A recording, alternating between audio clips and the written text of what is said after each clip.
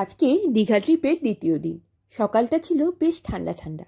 ঘুম থেকে উঠেই রুকু ছুটে গেল রাজহাঁস আর খরগোশগুলোকে দেখতে। ওদেরকে তখন খেতে দেওয়া হয়েছিল। বেশ কুটকুট করে খাচ্ছিল, আমরাও দেখছিলাম, বেশ ভালো লাগছিল।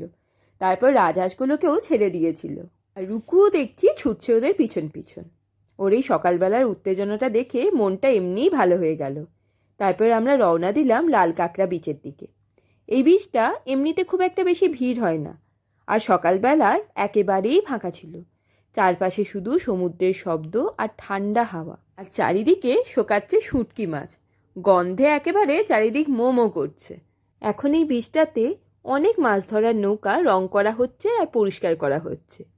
রঙিন নৌকাগুলো সমুদ্রের ধারে দাঁড়িয়ে দেখতে ভীষণ সুন্দর লাগছিল। যদিও লাল কাঁকড়া বিচে আজ আর কোনো লাল কাঁকড়া চোখে পড়ল না, তবুও শীতের সকালের এই শান্ত সমুদ্রটাই আমাদের জন্য যথেষ্ট ছিল। ব্যস্ততা নেই, তাড়াহুড়ো নেই, শুধু সমুদ্রের হাওয়া আর একসাথে কাটানো সময়। রুকু খুব উপভোগ করেছে, আর ওর সাথে সাথে আমরাও। ওখান থেকে ফিরে রিসর্টে এসে ব্রেকফাস্ট সেরে চলে গেলাম তাজপুর বিচে। হেঁটেই গেছিলাম একদম সামনে। একটু বসে ডাব খেলাম ওখানে। এদিক ওদিক হালকা ঘুরলাম। রুকু একটু কাঁকড়া দেখলো, এদিক ওদিক খেললো। এবার বাড়ি ফেরার প্রস্তুতি নেব। ছোট্ট একটা ট্রিপ হলেও মনটা কিন্তু ভরে গেল।